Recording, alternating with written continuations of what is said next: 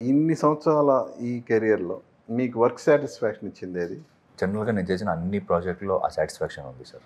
ఎందుకంటే నేను ఒక స్క్రిప్ట్ సెలెక్ట్ చేస్తున్నప్పుడు చదివిన తర్వాత నాకు నచ్చితే మాత్రం చేస్తాను సార్. పర్సనల్‌గా నచ్చితే మాత్రం. అంటే వేరే కారణం కోసం సినిమా చేయను నేను. ఓకే. లెట్స్ సే అఫ్‌కోర్స్ నేను దానికి ఆ! నేను డెఫినిట్‌గా I will agree with you. ఆ! ఎందుకంటే బికాజ్ క్యారెక్టర్ నచ్చితేనే నాకు చేస్తాను. నాకొక అలవాటు ఉంది సార్. I don't know. నాకు నిద్ర రాదు. హ్మ్. నాకేమైనా నేను చేసిన పని అంటే ఇప్పుడు లెట్స్ సే రేపైనా ఎల్లుండైనా ఒక డాన్స్ ఏదో ఒకటి ఉంది. లేకపోతే ఏదో ఒక సీన్ ఉంది. ఆ డైలాగ్ నాకు రాకపోతే, పర్ఫెక్ట్‌గా వచ్చేంత వరకు. పర్ఫెక్ట్‌గా రాకపోతే నాకు నిద్ర రాదు. That is my biggest problem.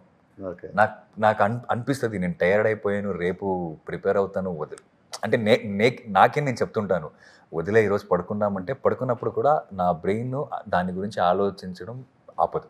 Okay. Job satisfaction, job satisfaction. Yes. అంటే జాబ్ సాటిస్ఫాక్షన్ చాలా అంటే చేసిన సినిమాలు వచ్చాయి. జేబ్ సాటిస్ఫాక్షన్ కూడా ఒక్కొక్క సినిమాలు చేయాలొస్తది జేబ్ సాటిస్ఫాక్షన్ కోసం. So yeah! I did both the films. But job satisfaction సినిమాలో కూడా ఒక్క రకంగా అయినా జాబ్ జాబ్ సాటిస్ఫాక్షన్ ఉండాలి. సాటిస్ఫాక్షన్. అంటే అస్సలు జాబ్ సాటిస్ఫాక్షన్ లేదంటే ఆ సినిమా నేను చేయను. హ్మ్. నాకు ఏదైనా ఒక I should have that motivation to go to the set, do that character. If not then I can't. Just because of for the sake of money I can't. Hmm. ఏదో నా బాక్సెస్ అన్నీ tick అవ్వకపోతే అంటే అన్నీ tick so what is the అవ్వకపోవచ్చు. Criteria of your job satisfaction? So I think I am this person. అదే అప్పుడు చెప్పాను కదా సార్, మీరు ఒంట్లో కొంచెం తక్కువ పెడితే కూడా ఒంట్లో అంటే ఫుడ్ కదా, కరెక్ట్ యాహ్! కదా.